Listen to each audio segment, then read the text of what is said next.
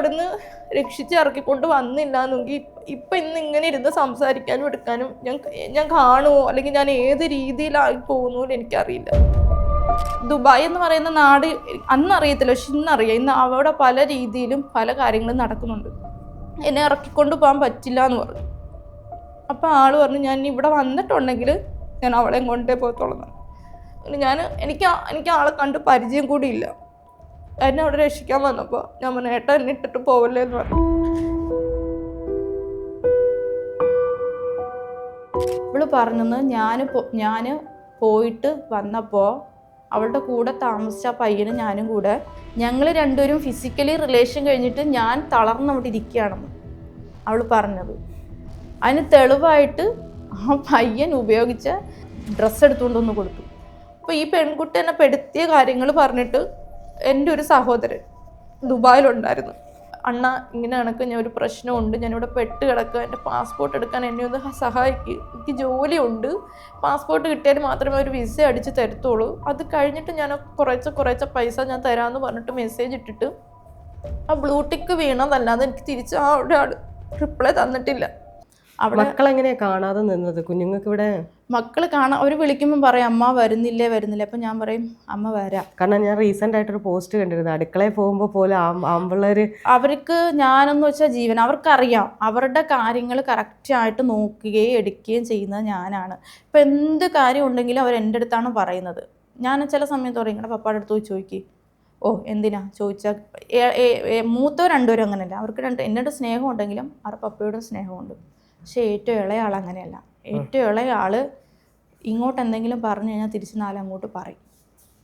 ആളുടെ അടുത്ത് ഹസ്ബൻഡിൻ്റെ അടുത്ത് ചോദിച്ചിട്ടുണ്ട്, നാണവമാനം ഇല്ല ഇങ്ങനെ ജോലിക്കോ അതോ പെരയ്ക്കകത്ത് കയറിയിരുന്ന് കുടിക്കുന്നത്. ഇങ്ങനെ കുടിച്ചു കഴിഞ്ഞാൽ ഞങ്ങളുടെ ഫീസും കാര്യങ്ങളൊന്നും അടയ്ക്കണ്ടേ. അവൻ സംസാരിക്കുകയും എടുക്കുകയും ചെയ്യും. ഒരു ദിവസം ഞാൻ ദുബായിലായിരുന്ന സമയത്ത് അവിടെയും കൊച്ചിനെ നോക്കാനാണോ പോയത്? അവിടെ കൊച്ചിനെ നോക്കാനായിട്ടാണ് കൊണ്ടുപോയി. ഡേ കെയറിലേക്കെന്നാണ് പറഞ്ഞിട്ട് ഒരു ഏജൻസിയാണ് കൊണ്ടുപോകുന്നത്. അവിടെ ഒരു ഏജൻസി കൊണ്ടുപോയിട്ട് അവിടെ ഫ്ലാറ്റിൽ പൂട്ടിയിട്ടിരുന്നു. ഫ്ലാറ്റിൽ ഞാൻ രാവിലെ അവിടെ ചെല്ലുന്നത് വെളുപ്പിനെ നമ്മൾ ലേഡീസൊക്കെ ഉണ്ട്. രാവിലെ ഒരു 10 മണിയൊക്കെ ആയപ്പോഴത്തേക്ക് എല്ലാവരും ഞാൻ എഴുന്നേറ്റു. ഞാൻ ഉറക്കമൊക്കെ എഴുന്നേറ്റ് കഴിഞ്ഞപ്പോഴത്തേക്ക് ലേഡീസ് ഉണ്ട്. പക്ഷേ അവരൊക്കെ ശ്രീലങ്കൻകാരാണ്. എനിക്ക് അവരുടെ ഭാഷ അറിയില്ല, അവർക്ക് എൻ്റെ ഭാഷ അറിയില്ല. അങ്ങനെ ഇരുന്നപ്പോൾ ഞാനപ്പോൾ അവരുടെ തമിഴ് ആർക്കെങ്കിലും അറിയുമെന്ന് ചോദിച്ചു. തമിഴ് തന്നെ ചോദിച്ചു, ആർക്കെങ്കിലും തമിഴ് തരുമോ அப்படின்னு. അപ്പം ശ്രീലങ്കൻ തമിഴ് അറിയാവുന്ന 2 ചേച്ചിമാരുണ്ടായിരുന്നു. ആ ചേച്ചിമാർ അപ്പം എനിക്ക് അവരുടെ ഭാഷ എനിക്കറിയാം. തമിഴിൽ അവരുടെ അടുത്ത് സംസാരിച്ചപ്പോഴാണ് അറിയുന്നത് അവർ വന്നിട്ട് 2 മാസമായി 3 മാസമായി 1.5 മാസമായി ആർക്കും ജോലിയില്ല. ഞാനീ പറയുന്നത് കയറി പോകുമ്പോൾ പിന്നെയും കടം മേടിച്ച് വീട്ടിലേക്ക് ഞാൻ പോകുന്നതിന് മുമ്പ് അമ്മായിമ്മ പറഞ്ഞു, എനിക്ക് മക്കളുടെ തുണിയൊന്നും കഴുകാൻ വയ്യ, എനിക്കൊരു വാഷിംഗ് മെഷീൻ എടുത്തിട്ട് വന്നിട്ട് പോകണമെന്ന് പറഞ്ഞു. ഞാനത് കടമായിട്ട് തന്നെ മേടിച്ച EMIയിൽ ഒരു വാഷിംഗ് മെഷീനും ഒരു ഹോം തിയേറ്ററും മേടിച്ചിട്ട് കൊടുത്തു. അത് കഴിഞ്ഞിട്ട് ഞാൻ ഇതണക്ക് കയറിപ്പോയിരുന്നു. കടം മേടിച്ചിട്ടാണ് വന്നത്. ഈ പൈസ കൊടുക്കണ്ടേ, 2 മാസത്തെ അവധിയാണ് പറഞ്ഞത്. ഈ 2 മാസം ആയതുകൊണ്ട് 3 മാസം ആയതുകൊണ്ട് ജോലിയൊന്നും ഇല്ലാതെ. പിന്നെ അതിൽ അവിടെ ചെന്ന് കഴിഞ്ഞപ്പോൾ നമ്മളവിടെ ജോലിക്ക് ചെന്നതാണ്, ഏജൻസിയാണ് കൊണ്ടുപോയതൊക്കെ, നമ്മളവിടെ ജോലിക്ക് ചെന്നതാണ്. പക്ഷെ എന്തിനവർ പൂട്ടിയിട്ടത്? എനിക്കിതൊക്കെ ഇപ്പോൾ ഭയങ്കര ഒരു പേടി. എനിക്ക് പേടി തട്ടിക്കഴിഞ്ഞാൽ പെട്ടെന്ന് പനി വരും. ഞാൻ ശനിയാഴ്ചയാണ് ചെല്ലുന്നതെങ്കിൽ ശനിയാഴ്ച തന്നെ എനിക്ക് മനസ്സിലായി ഇതെന്തോ ട്രാപ്പാണെന്ന്. എനിക്ക് അവിടെ ഒരു ഫ്രണ്ട് ഉണ്ടായിരുന്നു. ഞാൻ അവിടെ വിളിച്ചിട്ട് ഇങ്ങനെ പറഞ്ഞു, ഞാനിങ്ങനെ ഇവിടെ വന്നു പക്ഷെ ഒരു പൂട്ടിയിട്ടേക്കുന്നെന്ന് പറഞ്ഞു. അങ്ങനെ അവൾ ആരുടെയൊക്കെ എടുത്ത് സംസാരിച്ചിട്ട് നമ്മളവിടെ നിന്ന് രക്ഷപ്പെടുത്തി. പിറ്റേ ദിവസമായിട്ട് രക്ഷപ്പെടുത്തി. അന്ന് തന്നെ അവിടെ നിന്ന് രക്ഷപ്പെടുത്തിയ കൂട്ടത്തിലുള്ളവരൊന്നും അവർ എൻ്റെ അടുത്ത് പറഞ്ഞത്, തമിഴ് അറിയാമെന്ന് പറഞ്ഞവർ മോളെ നീ രക്ഷപ്പെട്ടോളാവെന്നാണ് പറഞ്ഞത്. അന്ന് തന്നെ അവിടെ നിന്ന് രക്ഷിക്കാൻ വന്ന ആൾ ഇല്ലായിരുന്നുവെങ്കിൽ ഇന്നിപ്പം ഞാൻ ഇങ്ങനെ ഇരിക്കില്ല. കാരണം ദുബായ് എന്ന് പറയുന്ന നാട് അന്നറിയത്തില്ല, പക്ഷെ ഇന്നറിയാം. ഇന്ന് അവിടെ പല രീതിയിലും പല കാര്യങ്ങളും നടക്കുന്നുണ്ട്. അന്ന് ആൾ എന്നെ ഇറക്കിക്കൊണ്ടുവരാൻ വന്നപ്പോൾ അവിടെ മലയാളി ഒരു വാച്ച്മാൻ ഉണ്ടായിരുന്നു. അയാൾ പറഞ്ഞു ഇവിടെ ഒരു കുഴപ്പമില്ല എന്ന് പറഞ്ഞു. ഇവിടെ ഒരു കുഴപ്പമില്ല, അവർക്ക് ജോലിയും കാര്യങ്ങളൊക്കെ ഉണ്ടാവും. അങ്ങനെ പോലീസുകാർ വരെ വന്നു. എന്നെ ഇറക്കിക്കൊണ്ട് പോകാൻ പറ്റില്ല എന്ന് പറഞ്ഞു. അപ്പോൾ ആൾ പറഞ്ഞു, ഞാൻ ഇവിടെ വന്നിട്ടുണ്ടെങ്കിൽ ഞാൻ അവളെയും കൊണ്ടേ പോകത്തുള്ളൂ. എനിക്ക് ആളെ കണ്ട് പരിചയം കൂടി ഇല്ല. എന്നെ അവിടെ രക്ഷിക്കാൻ വന്നപ്പോൾ ഞാൻ പറഞ്ഞു, ഏട്ടാ എന്നെ ഇട്ടിട്ട് പോവല്ലേ എന്ന് പറഞ്ഞു. ആ ആളുടെ ഒരു എന്താ പറയുക, ആ ആളെന്നെ അവിടുന്ന് രക്ഷിച്ച് ഇറക്കിക്കൊണ്ട് വന്നില്ല എന്നെങ്കിൽ ഇപ്പം ഇന്ന് ഇങ്ങനെ ഇരുന്ന് സംസാരിക്കാനും എടുക്കാനും ഞാൻ കാണുമോ, അല്ലെങ്കിൽ ഞാൻ ഏത് രീതിയിലായി പോകുന്നു എനിക്കറിയില്ല. അവിടുന്ന് ആളെന്നെ ആളുടെ മുതലാളിയാണ് 1500 ദറംസ്, നാട്ടിലെ 35,000 രൂപയോളം കൊടുത്തിട്ടാണ് എന്നെ ഇറക്കിക്കൊണ്ട് വന്നത് അവിടുന്ന്. ആ ആളെന്നെ കൊണ്ടുവന്ന് എൻ്റെ കൂട്ടുകാരുടെ കൂടെ നിന്നത്. എൻ്റെ കൂട്ടുകാരുടെ കൂടെ നിന്നതിന് ശേഷമാണ് എൻ്റെ ആ കുട്ടിയുടെ പേര് ഞാൻ പറയുന്നില്ല, ആ കുട്ടി എന്നോട് ചെയ്തതൊന്നും ഒരിക്കലും എനിക്ക് മറക്കാനും എനിക്ക് ക്ഷമിക്കാനും പറ്റാത്തൊരു കാര്യമാണ്. ആളുടെ വിഷമം കണ്ടിട്ട് ആളുടെ പെങ്ങടെ മോളുടെ കല്യാണത്തിന് വേണ്ടിയിട്ട് ആളുടെ പാസ്പോർട്ട് പണയം വെക്കുന്നെന്ന് പറഞ്ഞു. അവിടെയൊക്കെ പാസ്പോർട്ട് പണയം വെച്ചാൽ പൈസ കിട്ടും. ഈ പാസ്പോർട്ട് പണയം വെക്കാനായിട്ട് പോയപ്പോൾ അവളുടെ എൻ്റെ അടുത്ത് ഒരു വട്ടം വിളിച്ചിട്ട് ഞാൻ ചോദിച്ചു, ഈ പൈസയുടെ കാര്യം എന്താ കിട്ടിയോ? അന്നേരം അവൾ പറഞ്ഞിട്ട് ഇല്ല, കിട്ടില്ല, എൻ്റെ പാസ്പോർട്ടിന് എൻ്റെ വിസ കഴിഞ്ഞിട്ട് കിടക്കുക, വിസ ഇതാക്കണം, അതുകൊണ്ട് കിട്ടില്ല എന്ന് പറഞ്ഞു. അപ്പം ഇവള് കാരണമാണ് രക്ഷപ്പെട്ടത്. ഇവള് വിളിച്ച് പറഞ്ഞത് കൊണ്ടാണല്ലോ രക്ഷപ്പെട്ടതെന്ന് കരുതിയിട്ട് എനിക്ക് 2 മാസത്തെ വിസിറ്റ് ഉണ്ടായിരുന്നു. എനിക്ക് നാട്ടിൽ പോകണമെന്ന് പറഞ്ഞപ്പോഴും ഇവള് പറഞ്ഞിട്ട് എന്തായാലും നീ വന്നല്ലേ, ഒരു ജോലിയും കാര്യങ്ങളൊക്കെ ആയിട്ട് നിനക്ക് പോവാന്ന് പറഞ്ഞിട്ട് എന്നെ അവിടെ പിടിച്ച് നിർത്തി. ഞാൻ ഇവളുടെ വിഷമം കണ്ടിട്ട് ഞാൻ പറഞ്ഞു, എടി ഞാൻ തരാം. അപ്പോൾ എൻ്റെ അടുത്ത് ചോദിച്ചു, നീ ഇതായിട്ട് തന്നെയാണോ പറഞ്ഞതെന്ന് വെച്ചാൽ, ഞാൻ പറഞ്ഞു ഞാൻ തരാം പാസ്പോർട്ട്. ഞാൻ എൻ്റെ പാസ്പോർട്ട് കൊടുത്തു. ഞാനും അവളും കൂടെയാണ് പോയതും വെച്ചതും. 2000 ദറംസ് മേടിച്ചു. നാട്ടിൽ ഏതാണ്ട് 45,000-50,000 രൂപയോളം വരും. ഈ 2000 ദറംസ് മേടിച്ചത് ആരുടെ അനിയത്തിയുടെ കുട്ടിയുടെ കല്യാണത്തിന് കൊടുക്കാൻ വേണ്ടിയിട്ടാണെന്ന് പറഞ്ഞതുകൊണ്ടാണ് ഞാൻ കൊടുത്തത്. കാരണം ഒരു പെൺകുഞ്ഞിൻ്റെ ജീവിതം അല്ലേന്ന് കരുതിയിട്ട്. ഈ 2000 രൂപ മേടിച്ചതിൽ അന്നത്തെ ദിവസം ആദ്യം അവൾ ആ പൈസയും മേടിച്ചുകൊണ്ട് പോയി ചെയ്യുന്നത് അവിടെ മുടി സ്ട്രെയിറ്റ് ചെയ്തു 400 ദറംസ് കൊടുത്തിട്ട്. പിറ്റേ ദിവസം അടുത്ത് ലുലു പിന്നെ വേറെ ഷോപ്പിംഗ് സെൻറ്ററിലൊക്കെ പോയിട്ട് കുറേ സാധനങ്ങളൊക്കെ മേടിച്ചു. എനിക്കും 10 ദറംസിൻ്റെ 2 ഉടുപ്പ് മേടിച്ച് തന്നിട്ടില്ല എന്ന് പറഞ്ഞിട്ട് 10 ദറംസിൻ്റെ 2 ഉടുപ്പ് മേടിച്ചു തന്നു എനിക്ക്. ഞാൻ ഈ പൈസ എന്ത് ചെയ്തെന്നോ ഏത് ചെയ്തെന്നോ ഒന്നും ഞാൻ ചോദിച്ചില്ല. പക്ഷെ ഈ പൈസ കിട്ടിയ ദിവസമാണ് 400 ദറംസ് കൊടുത്തിട്ട് ചെയ്തത്. ഇതും കാര്യങ്ങളെല്ലാം കഴിഞ്ഞിട്ട് അന്ന് ഇവളുടെ കൂടെ ഒരു പയ്യനോട്ട് ലിവിങ് ടുഗദർ ആയിട്ട് താമസിച്ചുകൊണ്ടിരിക്കുക. സംഭവം എൻ്റെ അടുത്ത് അവൾ പറഞ്ഞത് ഹസ്ബൻഡും വൈഫും ആണെന്നാണ് പറഞ്ഞത്. പക്ഷെ പിന്നീട് എനിക്ക് മനസ്സിലായത് ഹസ്ബൻഡും വൈഫും അല്ല എന്നുള്ളത്. അതും ആ പയ്യനും ട്രാപ്പിൽ പെട്ടിട്ട് നിൽക്കുന്നതായിരുന്നു എന്ന് എനിക്ക് പിന്നീടാണ് മനസ്സിലായത്. കാരണം അവളുടെ ആ ഒരു ട്രാപ്പിൽ പെട്ടുപോയി. അങ്ങനെ ഇവള് എന്താ ചെയ്തേ, ഈ സാധനങ്ങളെല്ലാം മേടിച്ചെടുത്ത് ഒരു 2-3-4 ദിവസം കഴിഞ്ഞ്, അതായത് ഒക്ടോബറിൽ 20-ാം തീയതിയാണ് കുട്ടിയുടെ മാരേജ്. ഞാൻ ഈ 20-ാം തീയതി കഴിഞ്ഞ് എനിക്ക് 25-ാം തീയതി എൻ്റെ പാസ്പോർട്ട് എടുത്ത് തരാമെന്ന് പറഞ്ഞിട്ടാണ്. അപ്പോൾ 25-ാം തീയതി പാസ്പോർട്ട് എടുത്ത് തരാതായപ്പോൾ ഞാൻ ചോദിച്ചു. അന്നേരം പറഞ്ഞ എടി ഏട്ടന് സാലറി കിട്ടിയിട്ടില്ല, അപ്പം ഞാൻ എടുത്തു തരാം, 2 വട്ടമായിട്ട് എടുത്ത് തരാടിയെന്ന് പറഞ്ഞു. അപ്പോൾ എനിക്ക് ജോലിയും കാര്യം ഞാൻ ഇങ്ങനെ അതിൻ്റെ റൂമിൽ തന്നെ ഇരിക്കുക. പിന്നീട് ഇവള് ഒരു ദിവസം ജോലിക്ക് പോയിട്ട് തിരിച്ചു വരുമ്പോൾ ഞാൻ എൻ്റെ ഹസ്ബൻഡിനെ വിളിച്ചുകൊണ്ടിരിക്കുക വീഡിയോ കോളിൽ. ഞാൻ കട്ടിലിരുന്ന് വിളിക്കുന്നു. ആളുടെ കൂടെ താമസിക്കുന്ന ആൾ കട്ടിൻ്റെ അപ്പുറത്തെ സൈഡിൽ ഇരിക്കുന്നത്, ഞാൻ കട്ടിൻ്റെ ഈ സൈഡിലിരുന്ന് വീഡിയോ കോൾ വിളിച്ചുകൊണ്ടിരിക്കുക. അപ്പോൾ ഇവള് കയറി വരുന്നുണ്ട്. ഇവള് കയറി വന്നോ ഒന്നും മിണ്ടാതെ തിരിച്ചിറങ്ങിപ്പോയി. അപ്പോൾ എൻ്റെ ഹസ്ബൻഡ് ചോദിച്ചു എന്താടിയെന്ന് ചോദിച്ചു. ഞാൻ പറഞ്ഞു അവൾ വന്നിട്ട് ഒന്നും മിണ്ടാതെ അങ്ങ് പോയി എന്ന് പറഞ്ഞു. അന്നേരം അതെന്തേന്ന് ചോദിച്ചു. അപ്പം എൻ്റെ അടുത്ത് ഹസ്ബൻഡ് ചോദിച്ചു ആ അവളുടെ കൂടെ താമസിച്ചിരുന്ന ആ പയ്യൻ എന്ത് ചെയ്തു. ഞാൻ പറഞ്ഞു ആ ഏട്ടൻ എന്താ ഇവിടെ കിടന്ന് ഉറങ്ങുന്നതെന്ന് പറഞ്ഞു. അതിന് ചിലപ്പോൾ ജോലിക്ക് പോകാൻ എണ്ണയിക്കാത്തതുകൊണ്ട് കൊണ്ടായിരിക്കൂടി എന്ന് പറഞ്ഞിട്ട് ആളങ്ങനെ കട്ട് ചെയ്തു. കുറച്ചുകൂടെ കഴിഞ്ഞ് നോക്കിയപ്പം സാഡായിട്ടുള്ള സ്റ്റാറ്റസ് ഒക്കെ ഇട്ടിരിക്കുന്നു. ഞാൻ ചോദിച്ചിട്ട് എന്ത് പറ്റിയെന്ന് ചോദിച്ചാൽ, എന്നിട്ട് ഇവളൊന്നും പറയുന്നില്ല. അങ്ങനെ അന്ന് വൈകുന്നേരത്ത് ഇവള് ജോലി സ്ഥലത്തുനിന്ന് വന്ന് ബാഗ് വെച്ചിട്ട് പുറത്ത് പോയിട്ട് ബിയർ മേടിച്ചിട്ട് വന്നു. ഒറ്റയ്ക്ക് ബിയർ മേടിച്ചിട്ട് വന്ന് ഞാൻ റൂമിലിരുന്ന് കുടിച്ചിട്ട് ആരെയൊക്കെയോ വിളിച്ചിട്ടുണ്ട്, എൻ്റെ ജീവിതം പോയിടി ഇങ്ങനെയാന്നൊക്കെ പറഞ്ഞിട്ട്. അന്നേരം ഞാൻ ചോദിക്കുന്നുണ്ട് എന്താന്ന് ഞാൻ ചോദിക്കുന്നത്. അന്നേരം ഇവളൊന്നും പറയുന്നില്ല എൻ്റെ അടുത്ത്. എന്നിട്ട് എൻ്റെ അടുത്ത് ലാസ്റ്റ് ഈ പയ്യൻ വന്ന സമയത്ത് ഈ പയ്യൻ വന്ന് കയറുമ്പോൾ ഇവള് കുടിച്ചിട്ട് ഇങ്ങനെ കിടക്കുക, ഒരു ബിയർ ഇരിക്കുന്നു. ഇപ്പം എത്രയെന്ന് പറഞ്ഞാലും ഒരു പെണ്ണ് ഒറ്റയ്ക്ക് പോയി ബിയർ മേടിക്കുക എന്ന് പറയുന്നത് അത് അത്ര നല്ലതല്ലല്ലോ. ആണുങ്ങൾ പോയി മേടിക്കുന്ന കണക്കല്ലല്ലോ, അതും മറ്റൊരു രാജ്യത്ത്. ആളത് കണ്ടപ്പോൾ ചോദിച്ച് അങ്ങോട്ടും ഇങ്ങോട്ടും വഴക്കും കാര്യങ്ങളുമായി. അങ്ങനെയാണ് പറയുന്നത്. ഞാൻ അവളുടെ ഹസ്ബൻഡിനെ വിളിച്ച് എല്ലാം പറഞ്ഞിട്ടുണ്ടെന്ന് പറഞ്ഞു. അങ്ങനെ ഞാൻ എന്ത് പറഞ്ഞപ്പോൾ എൻ്റെ ഹസ്ബൻഡിനെ വൈകുന്നേരത്തെ വിളിച്ചപ്പോഴും ആളൊന്നും പറഞ്ഞിട്ടില്ല. പിന്നെ ഞാൻ വിളിച്ചിട്ട് ചോദിച്ചു. അന്നേരമാണ് എന്താ പറയുന്നത്, ഇവള് പറഞ്ഞത് ഞാൻ പോയിട്ട് വന്നപ്പോൾ അവളുടെ കൂടെ താമസിച്ച ആ പയ്യനും ഞാനും കൂടെ കെട്ടിപ്പിടിച്ച് കിടക്കുന്നുണ്ട് തോന്നുന്നു. ആ പെൺകുട്ടി പറഞ്ഞതാ. ഞാൻ പറഞ്ഞു അപ്പം ഞാൻ ചോദിക്കുന്നത് അതെങ്ങനെ സംഭവിക്കും? അവൾ വന്ന് കയറുമ്പോൾ ഞാൻ ഇയാളോട്ട് വീഡിയോ കോളിൽ സംസാരിച്ചുകൊണ്ടിരിക്കുക. ഇയാൾ ചോദിക്കുന്നുണ്ട്, അവൾ കാണുന്നുണ്ട്, എടി എനിക്ക് നിന്നെ അറിയാമല്ലോ, അതുകൊണ്ട് ഞാൻ അവൾ പറഞ്ഞത് വിശ്വസിച്ചിട്ടില്ല എന്ന്. അങ്ങനെ ഞാൻ അവളുടെ അടുത്ത് ചോദിച്ചു, നിനക്ക് എന്തെങ്കിലും സംശയം ഉണ്ടെങ്കിൽ നിനക്ക് എൻ്റെ അടുക്കൽ നീ ശരി അങ്ങനെ നീ കണ്ടപ്പോൾ നീ ഫോട്ടോ എടുക്കാൻ ചെയ്യുന്നത് നീ അത് ചെയ്തില്ലല്ലോ എന്ന് ചോദിച്ചു. ഇവള് പിറ്റേ ദിവസം ആയപ്പോഴത്തേക്ക് ഞാൻ പറഞ്ഞു എനിക്കിനി ഇവിടെ നിൽക്കാൻ പറ്റില്ല, ഞാൻ പോകുവാണ്, എനിക്ക് എൻ്റെ പാസ്പോർട്ട് കിട്ടണമെന്ന് പറഞ്ഞു. അന്നേരം ഇവള് പറഞ്ഞു, എടി അങ്ങനെയല്ല, എനിക്ക് പെട്ടെന്ന് എന്തോ അങ്ങനെ തോന്നി. ഞാൻ പറഞ്ഞു എങ്ങനെ തോന്നി? ആ ആൾ അപ്പുറത്ത് കിടക്കുന്ന ഞാൻ ഇപ്പുറത്ത് ഈ ഒരു മൂലയ്ക്ക് ഇരുന്നിട്ട് ഫോൺ വിളിക്കുകയാണ്. അല്ല നീ ശരി അങ്ങനെ ഞാൻ ഒരു കാര്യം ചോദിക്കട്ടെ. ഇപ്പം എനിക്കും ആ പയ്യനും ഒരേ ഏജാണ്, 28 വയസ്സ്. ഈ പറയുന്ന രീതിയിൽ ഞങ്ങൾ തമ്മിലൊരു വേറെ ബന്ധമുണ്ടെങ്കിൽ ഈ പുറത്തുനിന്ന് വരുന്ന ഒരാൾക്ക് എങ്ങനെ കതവ് തുറന്ന് കയറാൻ പറ്റും? കതവ് തുറന്നിട്ടുണ്ട് എന്തായാലും ആരും ഒന്നും ചെയ്യില്ലല്ലോ. ആദ്യം ഈ പെൺകുട്ടി ഇങ്ങനെ കെട്ടിപ്പിടിച്ച് കിടക്കുന്നു എന്നാണ്. പിന്നീട് ഒരു 3 മാസം കഴിഞ്ഞപ്പോൾ ഈ പെൺകുട്ടി പറഞ്ഞു വരുത്തിയത് ഞങ്ങൾക്ക് ഡ്രസ്സില്ലായിരുന്നു എന്നാണ് പറഞ്ഞത്.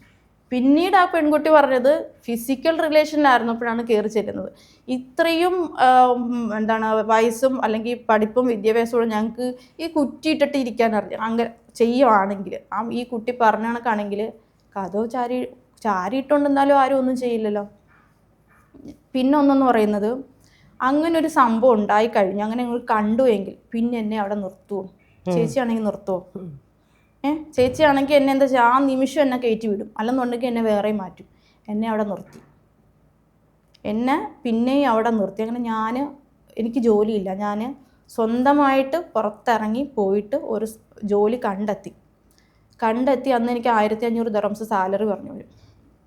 അതിനുശേഷം ഇവർ തമ്മിൽ പിന്നീട് വഴക്കും കാര്യങ്ങളും, ഞാൻ അതിനകത്തൊന്നും ഇടപെടാനും എടുക്കാനും ഒന്നും പോയില്ല. ഞാൻ എന്താ നോക്കിയേ, എങ്ങനെയെങ്കിലും ജോലി ചെയ്ത് എൻ്റെ പാസ്പോർട്ടായി ഈ 2 മാസം ജോലി ചെയ്ത് പൈസ മേടിച്ചിട്ട് വിസ അടിച്ചിട്ട് എവിടെയെങ്കിലും ജോലിക്ക് വീട്ടിൽ കയറി നിൽക്കുക എന്നുള്ള രീതിക്കാണ് ഞാൻ പോകുന്നത്.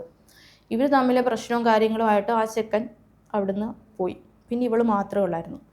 അങ്ങനെ ഇവൾ എൻ്റെ അടുത്ത് പറഞ്ഞു, ഏട്ടനെന്നാണ് പറയുന്നത്, ആളെക്കാട്ടിൽ 15 വയസ്സോളം മൂത്തതാണ് ആ പെൺകുട്ടി, മനസ്സിലായി. എന്നിട്ട് ഏട്ടൻ എന്നാണ് വിളിക്കുന്നത്. ഞാനൊന്നും മിണ്ടാൻ പോയില്ല.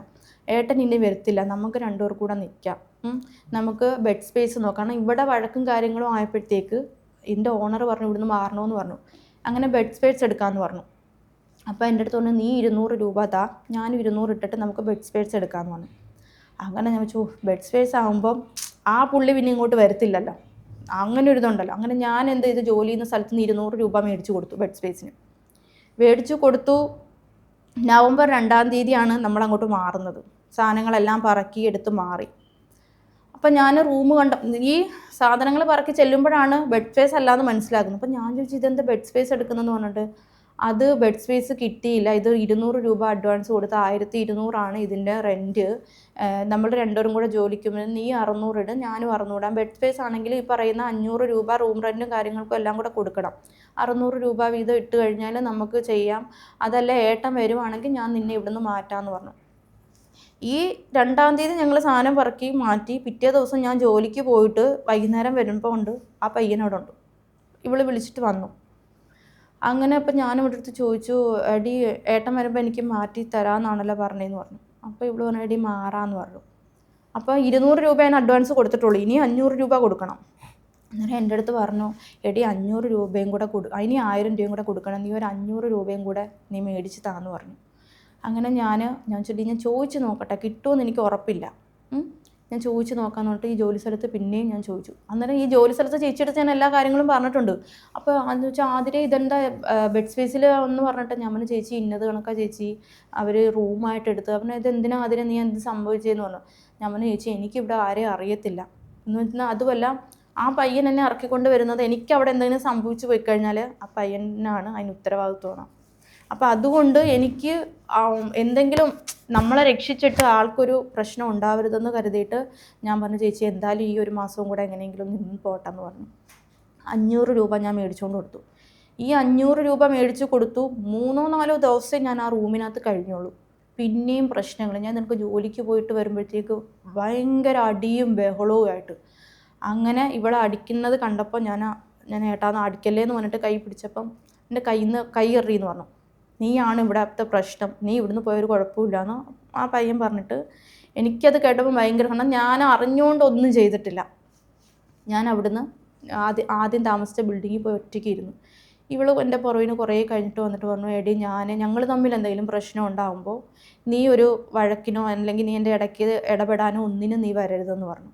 ഞാൻ ഒന്നിനും വരണ്ടാന്ന് പറഞ്ഞു. നീ തിരിച്ച് വിളിച്ചുകൊണ്ട് വന്നു. തിരിച്ച് വിളിച്ചുകൊണ്ട് വന്നു കഴിഞ്ഞപ്പോൾ ഇവള് പിന്നെയും പ്രശ്നങ്ങൾ, എന്താണ് പ്രശ്നമെന്ന് എനിക്കറിയത്തില്ല, ഇവർ തമ്മിൽ വഴക്കാം. ലാസ്റ്റാണ് വായിന്ന് വരുന്നത്, ഇവള് ജോലിയും കഴിഞ്ഞ് വന്നപ്പോൾ ഒരു ബെഡും കാര്യങ്ങളുള്ളൂ. ഇവള് ബെഡിൽ, ഞാൻ താഴെയാണ് കിടക്കുന്നത്. ഇവള് ജോലിയും കഴിഞ്ഞ് വന്നപ്പോൾ ഞാൻ മടക്കി ഇടുന്ന ബെഡിനകത്ത് താഴെ ഇരുന്ന് ഗെയിം കളിച്ചുകൊണ്ടിരിക്കുക.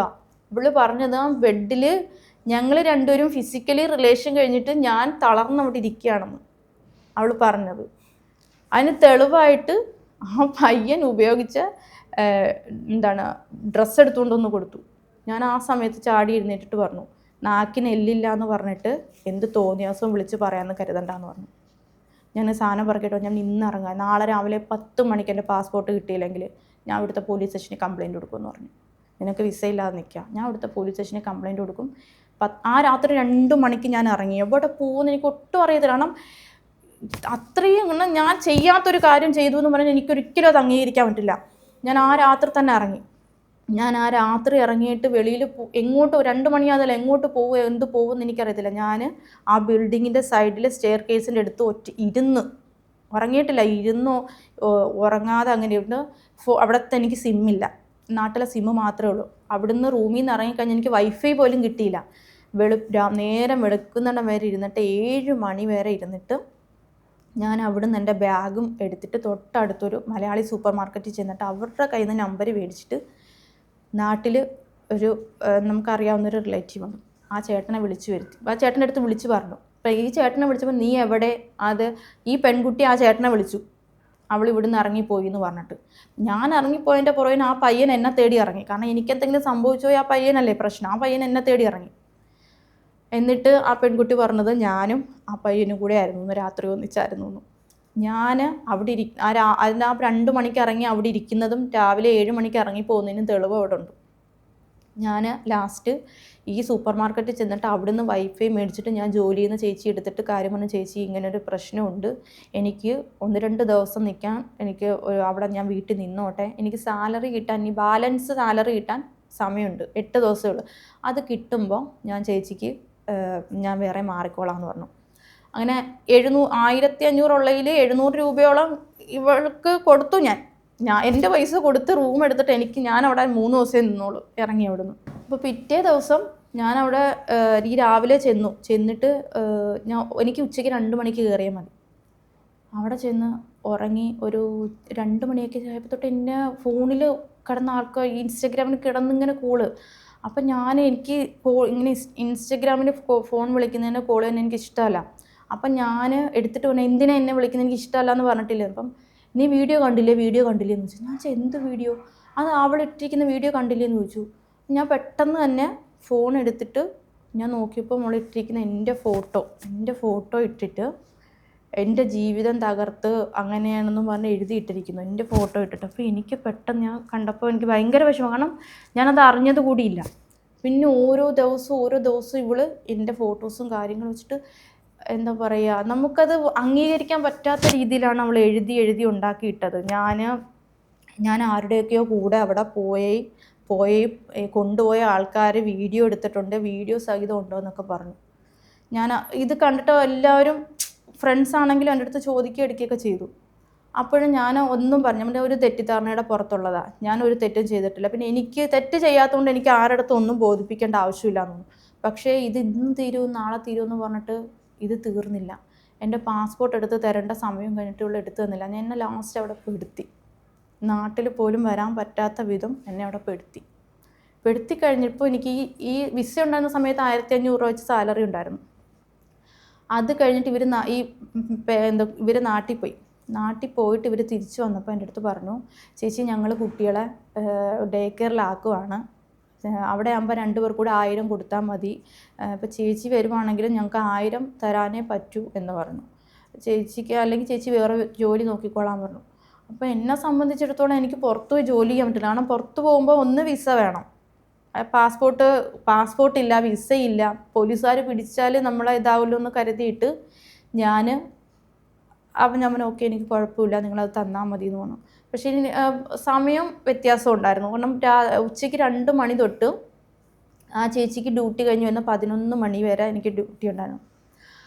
അപ്പോൾ ഞാൻ ഇവരുടെ അടുത്തുനിന്ന് മാറി ഈ ചേച്ചിയുടെ അടുത്ത് വന്ന് നിന്ന് ഒരാഴ്ചക്കുള്ളിൽ ഞാൻ ബെഡ് സ്പേസും കാര്യങ്ങളുമായിട്ട് മാറ്റി വേറെ താമസമായി. അപ്പോൾ 2 മണിക്ക് എനിക്ക് ജോലിക്ക് കയറണം. 1 മണിയാകുമ്പോൾ ഞാൻ ഉറക്കം എഴുന്നേറ്റ് വന്ന് റെഡിയായിട്ട് നേരെ ജോലി സ്ഥലത്ത് പോയിട്ട് അവിടെ ചെന്ന് കഴിഞ്ഞാൽ ഇത്രയും ഒരു കപ്പുണ്ട്. ആ ഒരു കപ്പിന് ചെന്ന ഉടനെ ഒരു ഗ്ലാസ് കാപ്പി ഇട്ട് കുടിക്കും. പിന്നെ അത് കഴിഞ്ഞിട്ട് ഞാൻ ആഹാരം കഴിക്കുന്നതെന്ന് വെച്ചാൽ 7 മണി 8 മണി സമയമാകുമ്പോഴാണ്. അത് കഴിഞ്ഞിട്ട് പിറ്റേ ദിവസം ഈ 2 മണിക്ക് വന്നാൽ മാത്രമാണ് കഴിക്കുന്നത്. ഒരു നേരത്തെ ഫുഡ് മാത്രമാണ് ഈ ഒരു വർഷക്കാലത്തോളം ഞാൻ അവിടെ നിന്നു. ഒരു നേരത്തെ ഫുഡും കഞ്ഞിയും മാത്രം, അരിയും പയറും കൂടി ഇട്ട് കഞ്ഞി മാത്രം വെച്ചിട്ടാണ് ഞാൻ കഴിച്ചിട്ടുള്ളത്. അവിടെ മഴ വന്ന് 4 ദിവസം ജോലിയും കാര്യങ്ങളൊന്നും ഇല്ലാതായപ്പോൾ എൻ്റെ അടുത്ത് ജോലിക്ക് ചെല്ലണ്ടെന്ന് പറഞ്ഞു. ആ 4 ദിവസം ഞാൻ പച്ചവെള്ളവും ബിസ്ക്കറ്റും മാത്രം കഴിച്ചിരുന്നിട്ടുണ്ട്. അപ്പോൾ ഈ പെൺകുട്ടി എന്നെ പെടുത്തിയ കാര്യങ്ങൾ പറഞ്ഞിട്ട് എൻ്റെ ഒരു സഹോദരൻ ദുബായിലുണ്ടായിരുന്നു. ഞാൻ എൻ്റെ വീട്ടിൽ എൻ്റെ അച്ഛനോടോ അമ്മയോടോ ആരോടും പറഞ്ഞിട്ടില്ല ഇങ്ങനെ പെട്ടുപോയിന്ന്. എൻ്റെ അനിയത്തി എടുത്ത് പറഞ്ഞു. ഞാൻ പറഞ്ഞിട്ട് അച്ഛനോടോ അമ്മയോടോ ഒരിക്കലും പറയണം, എൻ്റെ അച്ഛന് ഹാർട്ടിന് കംപ്ലൈൻ്റ് ആയിട്ട് ഇരിക്കുക, സർജറിയും കാര്യങ്ങളൊക്കെ വേണമെന്ന് പറഞ്ഞിട്ടുണ്ടായിരുന്നു. ഒന്നും ഹാർട്ടിന് ബ്ലോക്ക് ഉണ്ടെന്ന് പറഞ്ഞു. അപ്പം ഞാൻ പറഞ്ഞു എൻ്റെ അച്ഛനോടും അമ്മയോടൊക്കെ പറയല്ലേ എന്ന് പറഞ്ഞു. അപ്പം അനിയത്തി ചോദിച്ചു, ചേച്ചി എങ്ങനെയാണ് നാട്ടിൽ വരുന്നത്? ഞാൻ പറഞ്ഞിട്ട് എങ്ങനെയെങ്കിലും എൻ്റെ പാസ്പോർട്ടും കാര്യങ്ങളും എടുത്തിട്ട് ഞാൻ നാട്ടിൽ വരാമെന്ന് പറഞ്ഞു. അപ്പം എൻ്റെ സഹോദരനെ ഞാൻ അയച്ച മെസ്സേജ് ആൾ കണ്ടിട്ടില്ല എന്ന് എനിക്ക് കുഴപ്പമില്ല.